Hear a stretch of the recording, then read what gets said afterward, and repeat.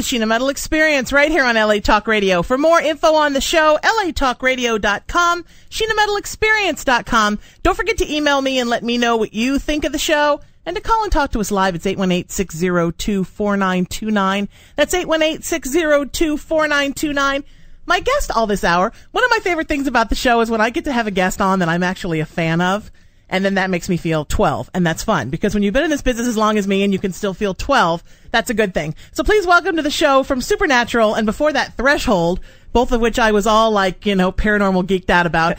Welcome, actor Rob Benedict. Rob, it's so nice to have you on the show. Thanks, it's good to be here. Supernatural, I love it. Awesome. As a kid who loved paranormal stuff, and the only thing there was Scooby-Doo. Right. If I was 13 and Supernatural was on, I would have lost my mind. Yeah, I would have papered my walls with the posters, and I would have been at the conventions. Totally, and people do. Yeah. Yeah. It's that kind of show, It's like you're set up to be a fan right away with a show like that, And it's actually a really smart show. That's what's cool about it. It's a great show, and it's very old school. Mm-hmm. I mean, it's almost written in the vein of a 1960s, or almost pulp. Yeah, it almost is kind of spoofing its own pulpness. Exactly. But at the same time, is very smart. Yeah, very smart. That's what I was blown away by. That when I first got the audition for this role, I was reading it and I'm like, this is really good. It almost it doesn't feel like a CW show. It's in its own sort of on its own genre. Right. It's not Dawson's Creek. Right. No. If anything, it kind of reminded me of Buffy, when Buffy was really great, it kind of had that, but you're right, there's something sort of really old school about it. And everybody's really cool on the show. I have a blast whenever I go. And when it started out, before you were on the show, it kind of was, hunky guys. Right. And campy ghosts. Yeah. And it almost had kind of a Buffy feel to it. Yeah, I think that's, probably why I got picked up on the CW. Yeah. I had two great looking guys, and it's awesome. Who cares what to do? It was Dawson's Creek with a vampire. Oh, exactly. And then all of a sudden, it just got smarter and smarter. Mm-hmm. And now it's in the middle of this whole kind of Armageddon storyline. Yeah. Where you play a prophet. Right. And it's kind of an interesting sort of new millennium look at the apocalypse. Yeah, and what's cool is it's season 5, and it's winding up on all these must-see lists. I bet. People are now finding out about it. It was, I can't remember what, Entertainment Weekly or something. It was on the top 30 shows you should be watching or whatever it is, and so that's kind of cool that it's people are finding it and going, oh, this is actually a really great show. It's kind of interesting how in the new millennium now we're very obsessed with our own mortality, and how we're kind of playing that out culturally is through TV shows and movies that are all about what's going to happen. Is there really a God? If the angels and the demons went at it, who would win? Right. There's a lot of that theme now that you're finding in a lot of different films, TV, books, because I think we're just kind of we've mastered technology. Yeah. What are we still freaked out about? Yeah. Well, we don't know about the afterlife, and we're not quite sure about God. Yeah, and we're at war, and we're kind of living in fear every day, and you know what I mean? Who knows what the guy on the plane's going to have? It's that world we're living in, too, right? So it's a dark show, too, right? I mean, it's gotten very dark, yeah, I think. they go there, and it's kind of hitting the fear head on, and which, what I like about my part on the show is that I get to be I get to be the guy who's completely, fearful of everything. Yeah. You're very much a reluctant prophet. Right, exactly. But so kind of was Christ. Exactly. I mean, the Bible's full of reluctant prophets. Right. So kind of was Moses and Noah. All right. It's kind of genius that way, right? And it's the case look, I didn't ask for this. And it's very biblical that your character didn't even know he was a prophet. He just thought he was writing books. Exactly. He didn't know he was, telling these biblical stories, that the new Bible, the stories of the apocalypse. Yeah. And to me, that's kind of sort of a neat, it's like Gen Y meets the Old Testament. Right, exactly. You know what I mean? Oh yeah, I'm when they find Chuck, he's, drinking himself into oblivion and, hiding from society and writing these books that he thinks that he hates and he thinks everyone else hates him, and then he finds this out. That's a cool way to do it. Yeah. It's awesome. And he kind of thinks they're trashy. Yeah. Trashy novels, and he's making for money, and he doesn't realize, but, look at what people thought of Galileo and Nostradamus. Exactly. And Edgar Casey in their time. Yeah, The same kind of thing. Yeah. He wakes up with stories. Yeah. And writes them. Yeah, and I like the idea that he's sort of, he's kind of has this self-loathing quality about him. In the last episode he did, he's like, look, I'm not even a very good writer. I'm not good at anything, I'm not like you guys. I thought that, I think that's a really cool thing, and that he's, fighting these demons of his own and then he doesn't want this, you know. But he's such a cool character, and you do him so well because he's such a classic. You know, the Sam and Dean, the lead characters, for people that don't watch the show, are so badass. I mean, they're like superheroes. Yeah. They're like monster hunters meet superheroes. Yeah. And, you know, they're like Brad and Daphne. Right, And then Chuck's a little more like Shaggy. Like, totally. He's kind of like the little geekier, totally, a little smarter, yep, but not quite sure he wants to be there, exactly, and kind of overwhelmed by the whole thing, yes, and kind of dragged into it because of his skill. Yeah, and easily distracted by Scooby snacks. Easily distracted by everything. Yeah, Scooby snacks or chicks. Yeah, exactly. Whatever comes first. Exactly. Do you like the genre? I mean, because now that you've done Threshold and now Supernatural, and both of those have such a cult following, you're kind of like ensconced in it now. Yeah, I do. I look at like things that I've done over the years, and a lot of them have been this kind of thing. I think, even like I did a couple episodes of Buffy the Vampire Slayer, and shows like that. I'm kind of a nerd. I'm kind of a nerd at heart. I like this kind of thing. If you haven't gathered, so am I.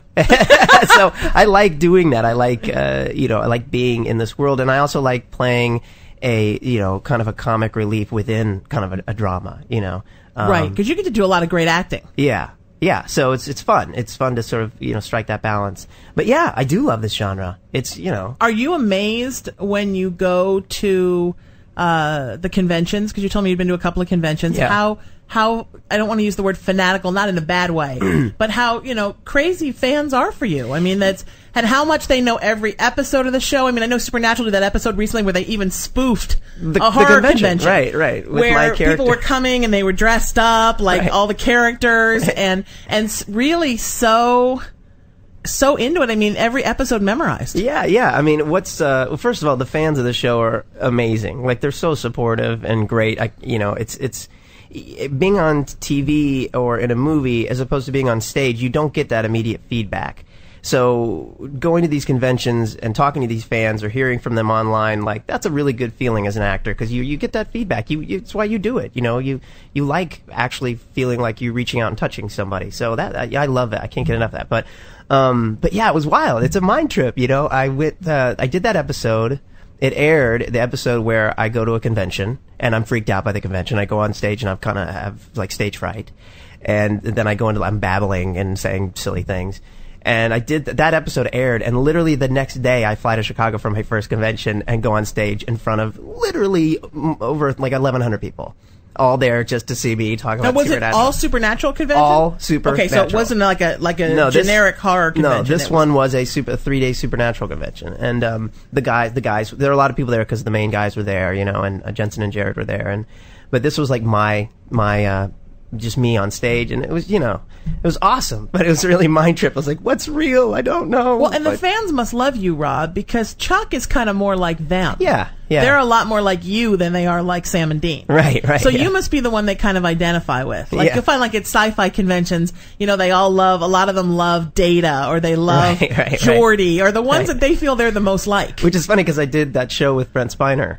Data, that's right, yeah. And I remember he told me about the conventions. He was like, when he has a year where he's not doing a lot of acting, he'll just do a bunch of conventions, Well, I think as an actor, and I think we all started out as actors, as an actor, isn't that what we all, secretly in our little actor soul, wish that somebody would watch something that we're doing so many times that they actually memorize it and sit there and analyze our characters and our acting, and you know what I mean? Really. Yeah, like I said, it's definitely nice to get the positive, response from people, and it's daunting because they know more than you do, right? They know much more than I do. Because you don't remember it. Right. So, and I didn't even pick up on the show until I started on it, right? And I did some research and watched a couple of episodes, but these people know everything, right? So I was on stage and I would not know, I'd stumble my way through an answer, and people from the audience are helping me, answer the question.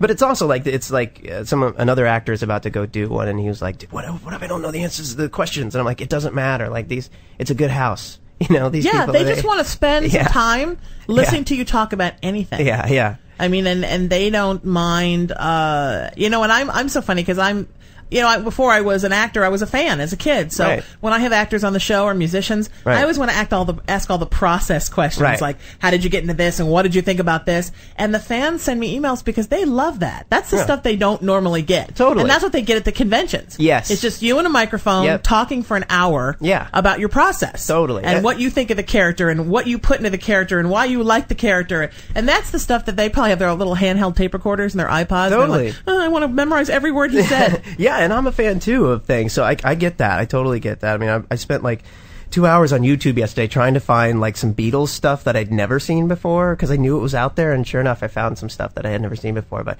yeah, I love hearing, like, my thing is music, so like any musician talking about his process for writing something or recording something, I love that stuff. Right. Yeah, anybody talking about their process, because to me that's what's interesting. I mean, a lot of times you hear interviews and it's the same 10 questions for everybody. Yeah. And you don't get to hear about where it comes from, why they pick that, how they felt about this album versus that album, or this band versus that band, or this role versus that role. But to me, that's the interesting stuff. So did you play music first? No, I'd say I was acting. Well, I mean, I've played the guitar since I was, younger, probably like 12 or 13. I got my first guitar, but it was always acting was always my sort of focus. And I was in a band in high school and was always doing that on the side. And then, when I moved out to LA, me and my friends formed this band, and it started as this sort of, thing that we're doing once a week on the side. And now it's become more of a full-time thing for all of us.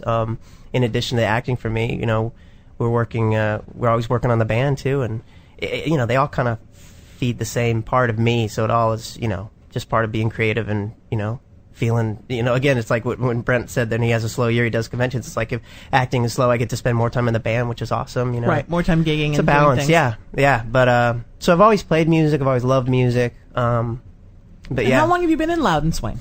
It's probably been about 10 years, a while. I mean, me and Mike and Steve have been playing together for, almost 10 years, and then Billy joined the band about 4 years ago, and then things really got, a little more intense after that happened. But we've made like 3 albums and then also an EP.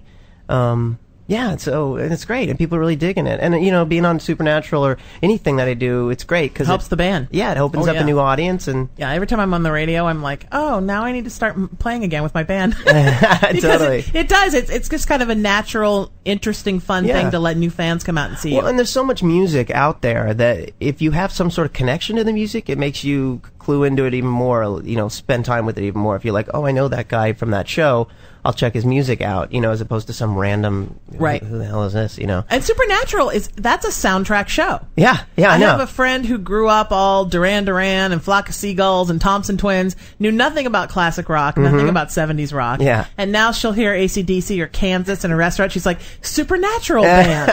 It's like, it all means Supernatural. There's one band, and they do all the songs she hears on Supernatural.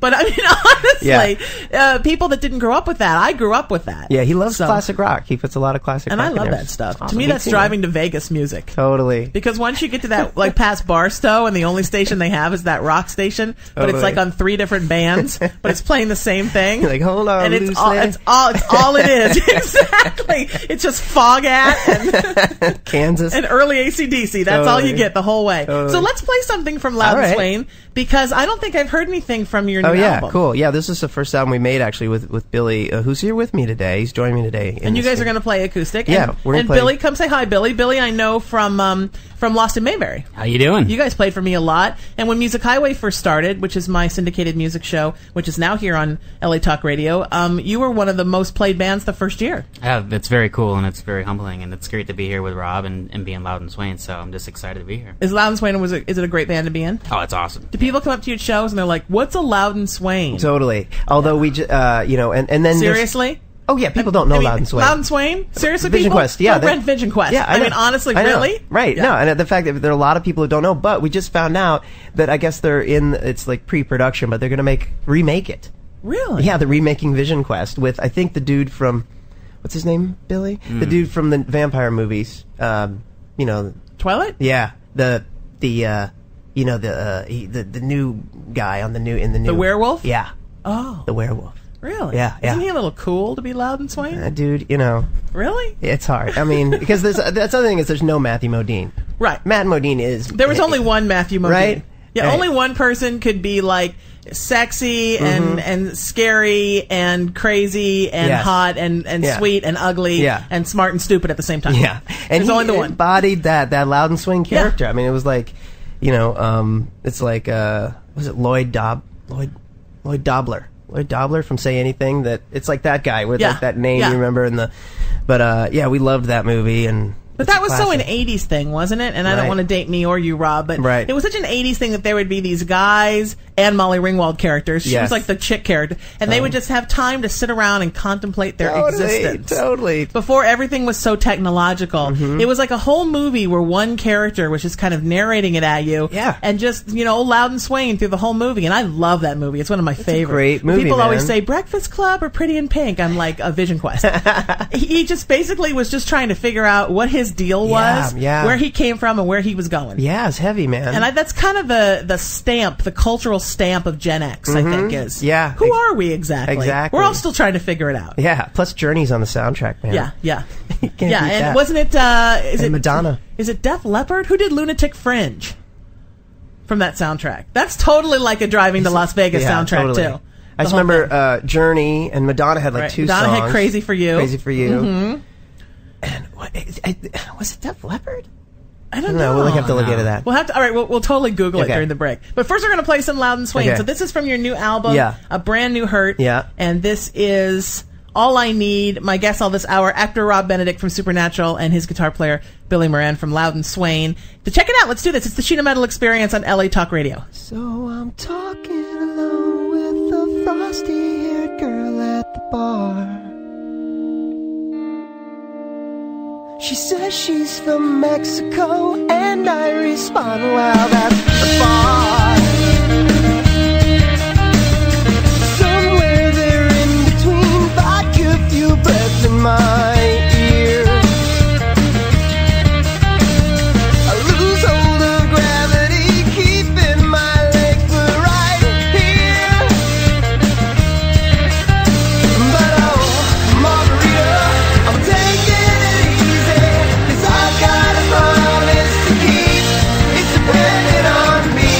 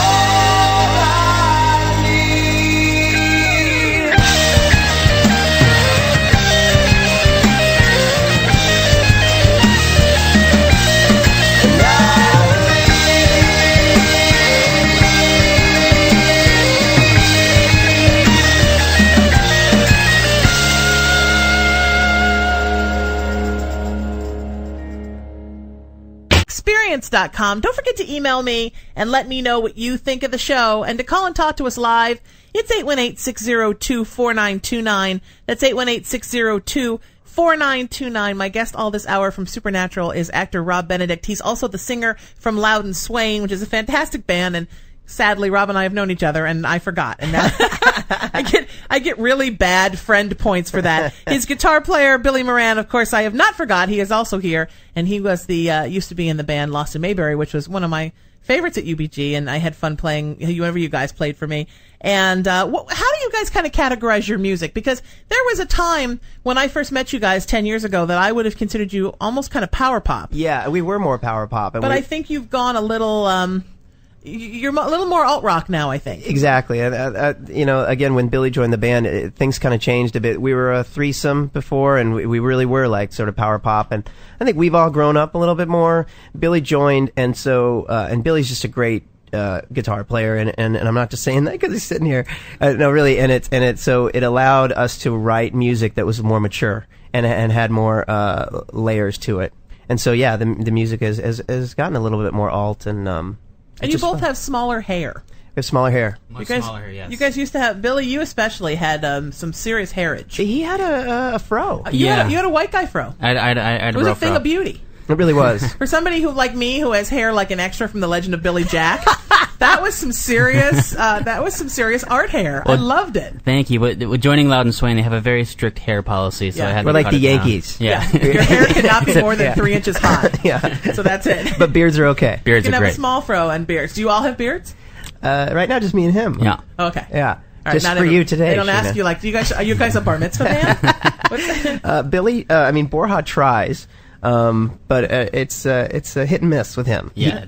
He'll grow like a goatee thing. They'll have something very cool one day, then the next day it's just gone, and we're like, what'd you do? What happened? He's like, I couldn't keep Sorry, it. can't commit. But you guys have full beards. Rob, have you had a beard for a long time? I've had a beard for a couple of years. And you just get cast with your beard and act in things with your beard. Yeah. Unless it's like something where like I gotta shave the beard, Right. I'm in the military or whatever. I was just gonna say, like, you're playing a young Marine. Yeah, right, which is less and less. The Marine parts aren't really coming to me so much. Less of the 18-year-old parts are coming to you? And even like if I go in for a part for like a lawyer or something, I'll just like shave it high and tight. You know what I mean? But I'll keep it. But lawyers have beards. Lawyers have beards, right? It seems to work. I don't know. I kind of like it, and for now it's... Because, as an actor, they tell you, don't have a tattoo, don't have a beard. Right. Don't have anything that stands out. Yeah, F that, man. Yeah. I'm a rock and roll dude. Yeah. They can either put me on their shows or not. I don't care. Yeah, I don't know. I don't know what my plan is with it, but it's worked. And so now, honestly, I'm keeping it because of Supernatural. Like, I have one in Supernatural, and, I'll go up and do a show there once a month or sometimes once every couple of months, but I gotta be ready. This is your second season, right? Yeah. So you started last season. That's right. So you kind of have to live Chuck all the time. Yes. For when the call comes. I'm like a doctor, Sheena. Did you know when they hired you that it was going to be reoccurring, or did you think it was going to be one time? No, they said possible recurring, but they do say that a lot with roles because when they don't know, and also it's more people to come in, honestly, when casting. Right. But and then at the end of the first script, that I was in, it said to be continued. I thought, rock and roll, I'm on the show. And then they told you, all Supernatural scripts say that. Exactly. Every single... God, yes, that's exactly... So funny. And I pulled Jensen aside, and I was like, so dude, it's to be continued, right? And he's like, oh, they all say that. I'm like, oh, okay, cool. Yeah, so anyway, nice knowing you. Right, you guys have been great. Here's a copy of my CD, Jensen, Totally. and rock on with Louden Swain. Totally. So call me or whatever. I'm going to go home and call the whiskey and book a gig. Or 5. Exactly. Yeah. But sure enough, they did, and they called me back, and it turned into this cool thing. I mean, being written in as this prophet was kind of a cool hook, Because then you knew you were coming back. Yeah. Because you were part of the storyline. Yeah, and once you met the angel on screen, right? You knew you were coming back. Right, and the angel liked me. Right. And it was good. And also, I'm with the good guys, which is cool. Yeah. When you're a bad guy, you could either be offed or they change it. You know what I mean? But I'm like on the good guy's side, which is exciting. When you're a demon, your days are numbered on a TV show. Right. Because eventually. Or a real jerk. I mean, I've played jerks, too, and jerks are no fun because no one likes the jerk. Fans don't like the jerk. But this guy's, he's a likable guy. But you know what? Horror sci-fi fans do like the evil guy. And they love the evil guy. Yeah, they the love cool the villains. evil guy. I mean, come on. Buffy, the villains were like, Yeah. Or, look at Angel. He got his own thing. They'll come and listen to your lecture during the day, but at night they go up to the hotel room and try to get the evil guy to sleep Exactly. with them. Yeah, it's like who you date and who you marry. Exactly. Yeah. We loved Rob's lecture. It was so interesting. And then we took the elevator up and I had gang sex with 4 of the Jasons from Friday the 13th. Because they're just so bad. Do you like to play good guys? Because you have kind of a guy next door kind of thing about you. I am a good guy. Yeah. So I definitely that's closer to who I am. But you know what? There's something really freeing about being, can I cuss? A little bit, sure. I mean, about being an ass. Sure. Oh, that's fine. Ass is okay, right? That's totally We're fine. okay with ass. I think you can say ass. Being an adult donkey.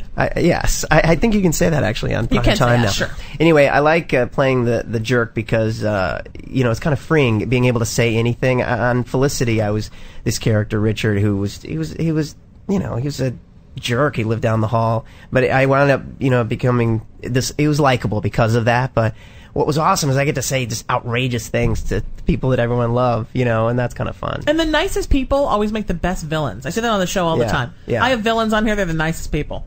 Because I think you have to have a fun attitude about it to make it really evil. Yeah, totally. It's like rockers. I always find a lot of rockers are kind of nerdy. Yeah. You know what I mean? Yeah, the more their band is like death and hell and bad, then you meet them and they're like, oh, hi, do you want a cupcake? Yeah, totally. And they're nerdy musician guys. Yeah, I mean, but then the really innocent pop guys and the emo guys are like, I just want her to love me. And they're like, ugh. And I'm like, oh, you're a jerk. Totally. Your music's too nice. Totally. Where's the guy with the death song? Yeah. Don't judge a person by the music you play. No, it's true. That's so true, though. Yeah. The badder ass the heavy metal band, the nicer the guys are. Totally. Sweethearts. Yeah. And a lot of those metal guys were sweet. The metal guys back in the day, a lot of those guys are sweethearts. Yeah, and they all have some kind of puppy or kitty or small child charity they're playing for. Totally. You know what I mean? Totally. I'm playing my song, Nouveau Satan. Yeah. And we're dedicating this to all the cats that don't have homes. Yeah. I mean, it's kind of Totally. You know what I mean? That kind of weird thing. The other thing about those guys that I've met is that they really do dress like that all the time. Leather pants in the morning. Oh, yeah. Yeah, which I always kind of, that's how you know they really are the real deal. It's funny because, I don't know how long ago, when I first started booking shows, maybe almost 20 years ago, not quite, 15 years ago, I used to book the Cat Club. And then I started booking the Cat Club for a while last year, and I would watch them walk up and down Sunset, and it was the same guys. Only that now either it's a wig or the hair is gray. Wow, yeah. And the leather pants are a little more creased. Yeah. Yeah. But aside from that, it's the same people. Then they're still rocking in that scene. They're holding on to it. Lifers. They think it's coming back. Yeah. Someday it's going to come back. It's their Someday identity. Poison will chart again, and they're waiting. So just you wait. Yeah. Winger is back. There you go. See, and then you'll have to change Louden Swain to Wayne's World. Yeah. The name. Or just Swain. Yeah, it's just Swain. You could do that. I would like to see that. We are Swain. The metal. That's your Halloween show. Totally. You can see it written out SWAIN in metal letters. Yeah, so it looks like graffiti. Yes, totally. That's awesome, dude. How did you start as an actor? What do you have a classical background? Did you do it in high school and college? I did community theater when I was a kid, and I grew up in Missouri, Columbia, Missouri, where there were a lot of opportunities because there are a lot of colleges. So my first thing I ever did was for this college where the lead role was a kid, and so they hired me to play that. And that was my first taste of it. And then after that, I did a lot of work in the community, and then I went to school for it in theater school in Chicago, and then I came out here, and so that started waiting tables and auditioning and doing that thing. And was it hard? Because Chicago's really a theater town. Mm-hmm. I mean, it's a theater town for theater lovers. Yes. Even more so than New York, I think, in a lot of ways. Totally. So when you first came out here, was it different to adapt to it not being so much about art and craft, but more about it being an industry? Yes, very. Yeah, and you're right. Chicago really is that. It's that because it's kind of the alt version of Broadway. Because and when I came out here, I went to school for this, but I learned theater. I learned all about theater. I was all into the theater, and they don't teach you. Now I think they're better. I mean, I think where I went to school, they're better about that. But now, when I got out here, I had no idea what I was doing, and I just kind of learned, And there's a lot of BS out here too, so that you can't take everything for face value. You can't say I had a bad experience at that audition. Was that me or was that them? You just have to kind of learn your own rules. And I always tell people just stick with people in your daily life. Keep your best friends and your girlfriends. It's all about your tribe here. your tribe. Very much. So keep you grounded so that you can go out and do your thing and then come home to your people. And laugh about it. And laugh. And you have to be able to know that you're living in a sideshow. Yes. And that's half the fun of it. Yeah. And if you don't think that's fun, then you're in the wrong town. Yeah. Because it's never going to change. Yeah. It's always going to be a circus. Yeah, the first 5 years I lived here, I remember driving around and really getting excited about what a freak show it was to live here. Yeah, you know, it's fun. I would get excited, God, this place is crazy. You know, it really is. It's you know. See, and I like a good freak show. Yeah. So that's why I like it so much. Totally. But the auditioning, I grew up in Orange County, and the second half of my childhood, I'm originally a New Yorker, but I grew up around theater, and I'd been in theater for a very long time, and I had done all the classics and the contemporaries, and I trained at South Coast Repertory in the summers. I did a couple shows there. Yeah, it's a fantastic place. Yeah. Then I got up here and I got into film and television, and it was suddenly I'm sitting there with 50 other fat girls for some kind of a commercial, and then somebody's like, say it like you'd like to eat the car, say it like you wish you were in love with the. I'm like, Are you kidding me? Yeah. I know. Yeah. I remember I did a Wrigley commercial where I had to do the Wrigley load. And it was you got to know the Wrigley load. And I was like, that sounds dirty. That does sound dirty. Right? And you're getting a lot more than gum in your mouth. What? Yeah, exactly. But there's a way you put the gum in your mouth where you fold it over and do the... Yeah. I was like, man... And that's called the Wrigley load? Wrigley load, yeah. We're far away from... Some homoerotic ad campaign guy thought that up. Yeah, we're a long way from and Shakespeare. And laughing. Yeah. And I was like, I'm never gonna... Yeah. But sure enough, one thing leads to another, and I started getting things, parts, and then, then you get on sets, and when you can get on a set... Then you kind really feel it. And you rediscover, oh, wow, okay. And every time I work, I just love the work of it, Yeah. I always feel bad for people. There are actors I know who are great at auditioning, don't like the job very much. You know what I mean? And I'm the opposite. I hate auditions. It's just a sucky Who likes thing. auditions? What kind of glutton for punishment? I think people who it's like somebody who has an Iron Maiden at home for recreation. I know. It really is. It is. I just love to go out there and be treated like crap. Because I think there's some people who are just born with a sense of confidence. Who just to go in a room and be like, hey, look how cool I am. It's like a salesman personality. Exactly. It's about the conquest. Right. I got it. Right. Which I am not. But once I have the job and I'm on set and doing it that's the best. But do you miss, even when you're on the set and it is like a big stage and you are working with other people, do you miss the cohesiveness of theater?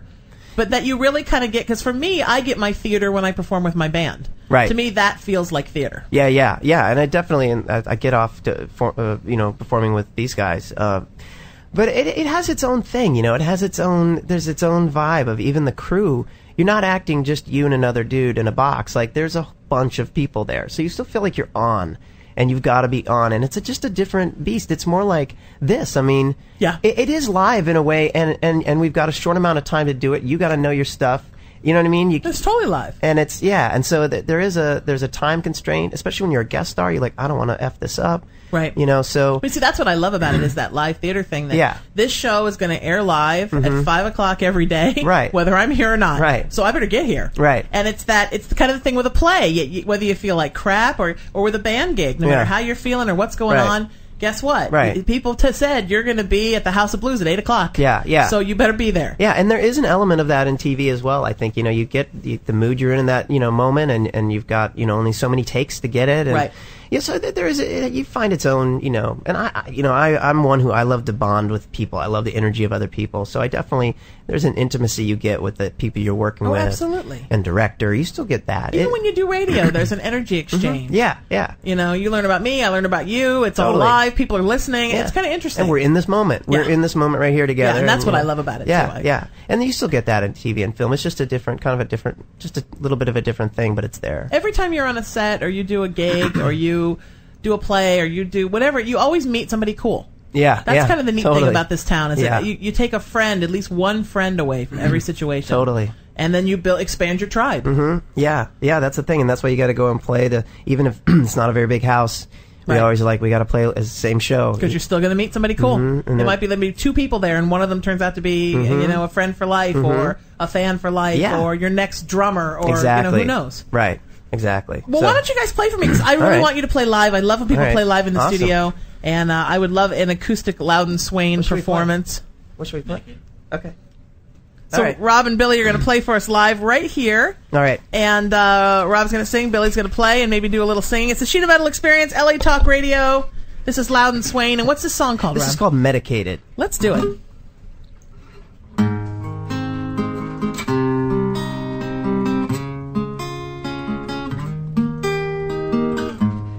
Pavement can't caress, the treads of my distress, a grip onto the cow that isn't my seat, and speed the plow. Your words were gentle, oh, reflected in my window. I knew you would be the kind of girl that I could talk to.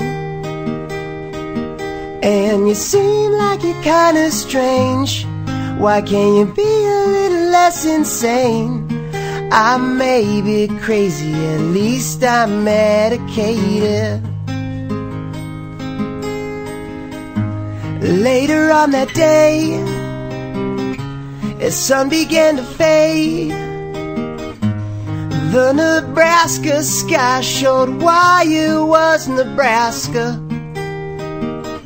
You said I was intense, I quietly took offense. You laughed, but I didn't think that it was funny. And you seem like you're kinda strange. Why can't you be a little less insane? I may be crazy, at least I'm medicated. And you seem like you're kinda strange. Why can't you be a little less insane? I may be crazy, at least I'm medicated. I was saving your place for fear that you'd be replaced. But how can I stop myself from making the same mistake? Hey,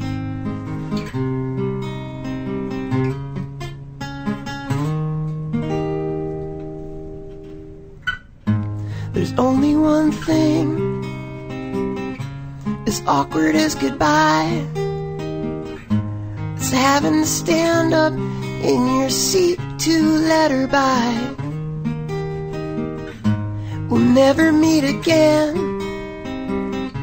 we'll never speak again.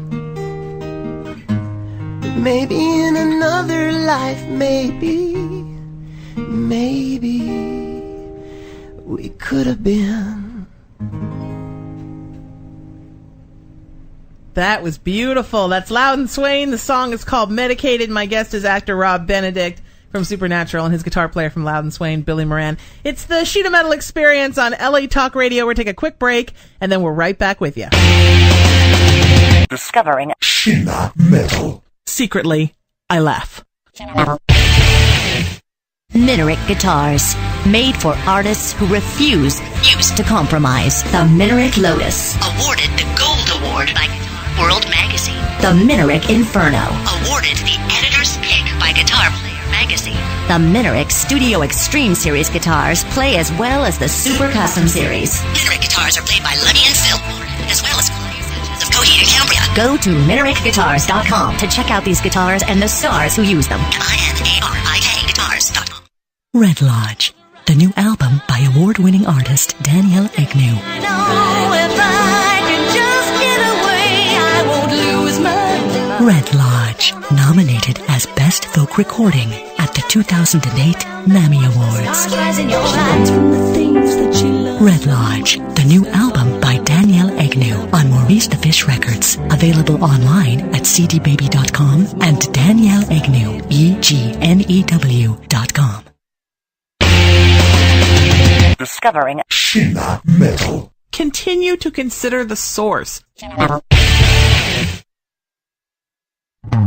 Backed by popular demand, one of New York City's favorite rock bands, Joe Steele, brings their unique brand of heavy metal mayhem to the West Coast with the release of their new CD, Rock Hard or Die. Rock Hard or Die! To see where you can purchase Rock Hard or Die, or for upcoming tour dates, visit joesteelrocks.com.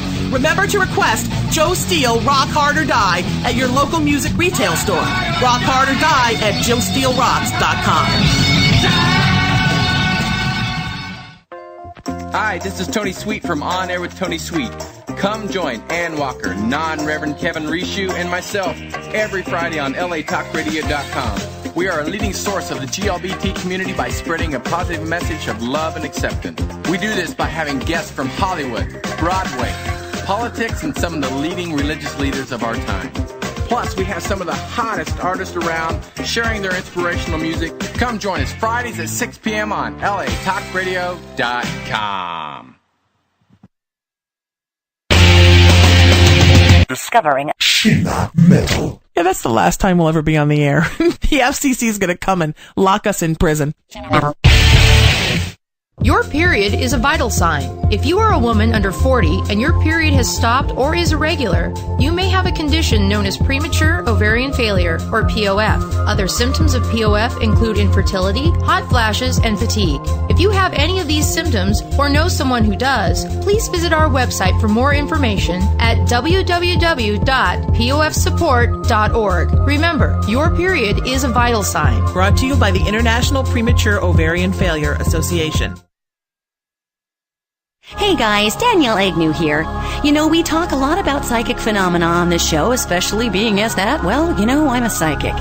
But let me tell you guys, there's a lot of people out there who claim to be psychic, and they're not. I invite each and every one of you to head over to my personal website, www.danielleagnew-advisor.com. Before seeking spiritual counsel from anyone, make sure you do your homework.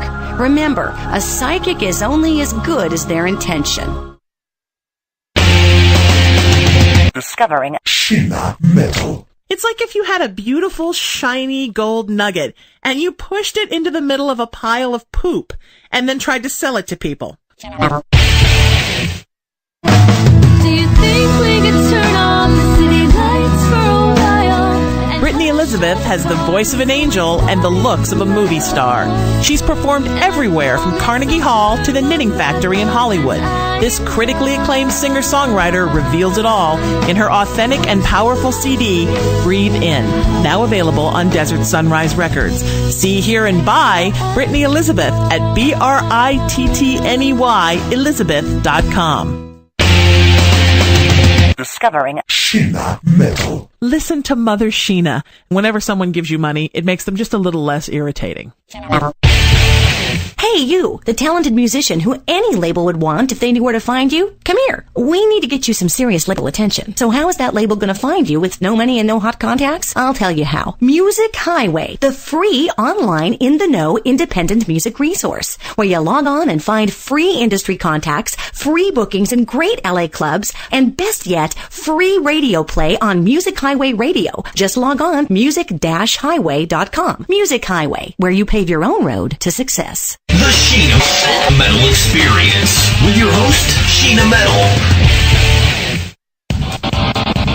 You're listening to LA Talk Radio, Channel 2. To call in, dial 818-602-4929. 818-602-4929.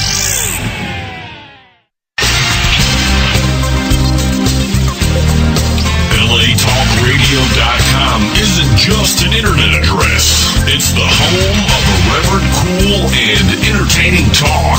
We say what we want.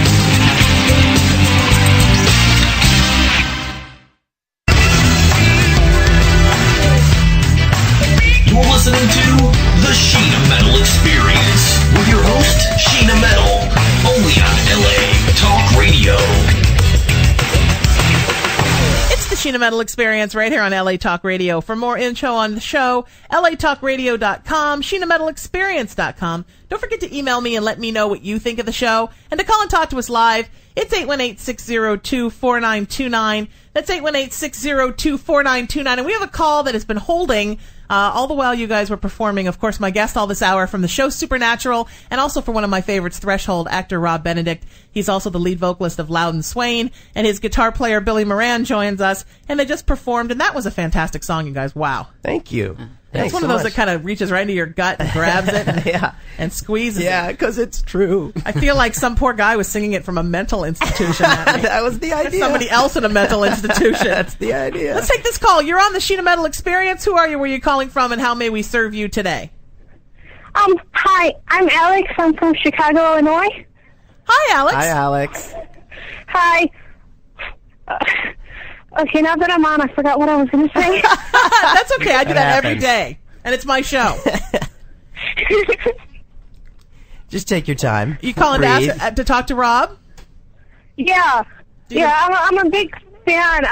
I listen to Louden Swain. My dad just bought me all these shirts from your store. Oh, awesome. That's so fantastic. Cool. Thank you to you and your dad.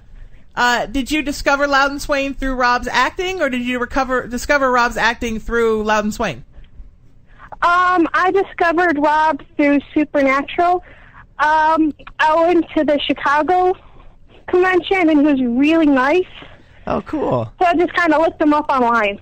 Awesome. That's awesome. And isn't it neat sometimes when you like somebody on a show and then you get to go to a convention and you get to hear them talking and like get to know a little bit about them, or hear them on an interview like this and get to know a little about them?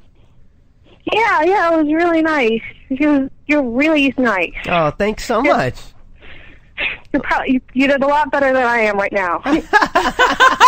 No, you're so sweet. It's it's really nice to hear. You know what? Honestly, sweetie, thank you so much for the phone call. I get tongue-tied every day. If I worried about every time I said the wrong thing on the show, I'd just kill myself. So thank you so much for the call. Okay. Isn't that Bye. neat? Bye. Isn't that neat when you meet people and then they become a fan of your music, and then they go buy all your CDs, and then they're at your store buying T-shirts. Yeah, I know, that's great. You must have given a really good talk at that convention, Rob. It was great. It was fun. Like I said, it's like a really good, good bunch of people who were there. That were, it's like a mutual thing. We were all digging being there, and everybody was so sweet. It's like a nice group of people. It is a nice group of people. It's not like a firing squad where people are like, so what's your story? Everybody's like really wants to get to know you. So and it's very much, my group of people, because it's all people that, watch Discovery Channel and, like to geek out on stuff. Yeah, and like to think about stuff. And like I said, I'm into art. And I'm a fan. I'm kind of a geek. And so, I get it. One of the questions when I was there, they're like, are you like this with anything? Like, are you a crazy fanboy of anything? And I'm like, yeah, I have rock bands. Like, for me, it was always Eddie Vedder. I was huge Pearl Jam fan, right? And so, yeah, I know what that is to totally geek out no matter what, right? And do you like the new Pearl Jam and the solo Vedder and the whole package? Yeah, I'm not, like that. If it has Vedder, it's that's good. Why I get it. Yeah, that's why I can get it, because because I had that bond with that band early on. I'm in, man. I'm in. And I actually think the music they're making now is better than ever. I think their new album is really fantastic. But so I'm down. I think the best actors are the best fans. Like, if you know how to be a good fan. Right. Yeah. Then you're a good actor, rock star, whatever you are. Yeah. You understand where your fans come from. Yeah. And I think we're seeing a lot more of that. Because now that everything's not so locked down by some, studio publicist is saying, no, you can't do an interview, you can't talk to somebody. Now that things are a lot more relaxed and the internet has taken everything kind of out of the control of a couple of people, now you're finding a lot more musicians, actors are doing more meet and greets after shows and autograph signings and, tweeting for fans on Twitter, posting on Facebook. Yeah. And I think that's fantastic. It's awesome. That's kind of the way it should be, right? I mean, it's not like the performers are above you in any way. It's like we're all, it's like Jeff Tweedy did this solo show, and he was like, this is a joint experience. We're all here together. Like, you are a part of this show. And I thought that was a really cool thing. Like, the audience is part of the show. Right, and I feel that way about my audience. They're absolutely part of the show. And same with me. So it's like, so I love that. I love that ability to be able to connect with people like that. I mean, if you're an energy person, and this sounds really airy-fairy, but I'm going to say it anyhow, because I'm Irish, and sometimes I just airy-fairy out. It's, if you take the energy that comes from the establishment, which is the station, studio, producers, and then you mix in the creative energy from, in my case, my team and my guests, and then you take the audience or the fans, and you mix in their energy, and that's kind of what makes the project live, whether it's a TV show, a radio show, a band. It's kind of the mutual energy of performers, the business people, and the fans. Yeah. Exactly. And when we're all screwed, because without one, we have nothing. So we all kind of have to band together. Exactly. So that's why you got to give it up for the things that last as long as they do, even if it's not your cup of tea, if it's not your kind of music, you're not your kind of TV show. If it's on for 10 years, man, there's got to be something right? There's some energy that's keeping it there. Oh, I agree. I mean, I admire shows that have been on for a long time, even if they're not anything I've ever watched. Exactly. And probably never will watch. Yeah.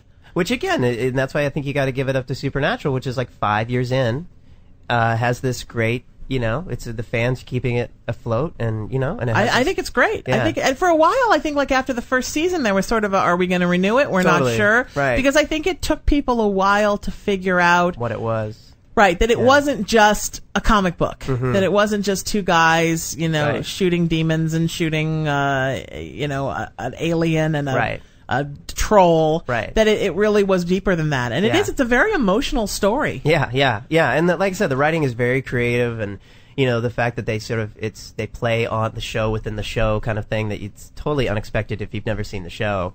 The convention one where the guys show up and everyone's dressed like them, and everyone who's dressed like them are going like, "Oh, dude, cool, nice." Right, good exactly. outfit. You guys did great too. Exactly. That's funny, Yeah. So yeah. Well, and in a way, it even kind of spoofs our traditional ideas of angels and demons and God, and kind of brings it into a new kind of urban jargon about. Yeah. Totally. It makes it a lot more.